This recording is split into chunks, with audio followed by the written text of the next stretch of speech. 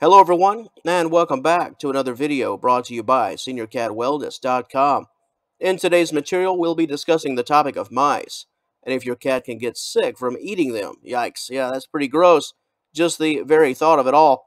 While this answer is probably a bit obvious, it's important to discuss this topic as specific causes of illness and disease often display physical symptoms, and by recognizing these symptoms, especially after you've seen said consumption, for a lack of better phrasing, you can quickly make the obvious connection and be proactive when it comes to your cat's health, as a vet visit could certainly be in order. Cats are natural hunters and gatherers, and unfortunately, sickness can be the cost for such adventures. Before we explore this subject in deeper fashion, let's take a look at today's topic overview. Cats can become ill from eating mice, so it is important to dispose of any gifts they bring you. Mice are carriers of disease, bacteria, and parasites. Your cat can easily contract any of these ailments by eating, biting, or playing with an infected mouse. Cats can also get secondary poisoning from eating a mouse that's been exposed to pesticide, which can be fatal. While this topic is a bit heavy on the actual consumption side of things, biting and just playing with a mouse can potentially cause a major issue, as was just stated in our overview. In fact, cats are boastful hunters, so actual consumption is far less likely. The grab, play, and drop off at your back door is more of a likely scenario. However, that doesn't lessen things when it comes to the actual potential negative impact that merely carrying a mouse around can do to your pet's health. And let's just state the obvious, this is all very nasty, right? Mice are not born disgusting, but where they go, where they've been, and what they've gotten into is the key. That's a horrible trio, and the notion of your cat carrying that mess around, playing with it, and possibly consuming it is foul, just to put it mildly. But before we press on, you know what's not foul? You, all of you. We thank you so much for your support and for your interest today. None of this would be possible without you. We are truly grateful. Now, let's detail today's topic subsections. The answer to this subsection question is yes, big capital letters, but what's the real issue? What are the actual concerns and the causes? Mice are known to carry roughly 35 different types of disease. 35. Most of them can be spread even after death.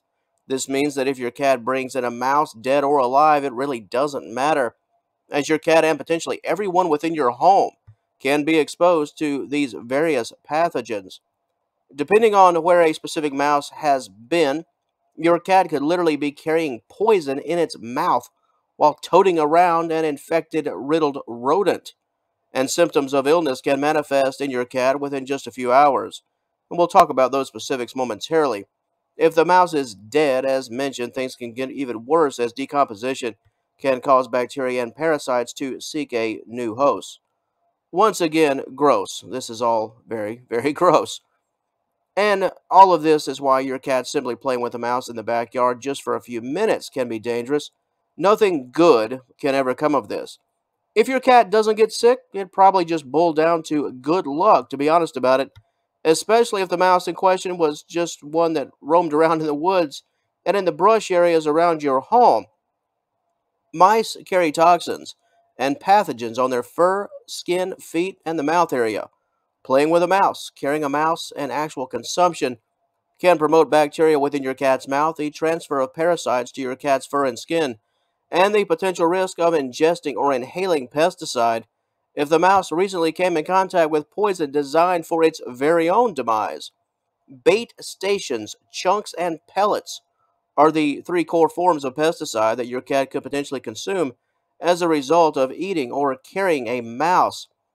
Some symptoms of possible poisoning can include bloody urine and or feces, vomiting, breathing difficulties, bleeding from the nose, excessive drooling, lethargy, excessive drinking, unusual or violent behavior, poor balance, seizures, and kidney failure. If you witness your cat carrying a mouse around, playing with a mouse, or consuming any portion of a mouse, and any of these symptoms begin to develop not long after, especially in clusters, we urge you to take your cat to the vet as soon as possible. This is indeed an emergency situation and should be treated as such. Even if actual poison is not a factor, we've already addressed that the threat of bacteria and disease is still incredibly high. The risk list is unfortunately a mile long. Some of the most common diseases from mice interaction can include toxoplasmosis, which is a parasitic disease that is most often contracted through the consumption of infected rodents.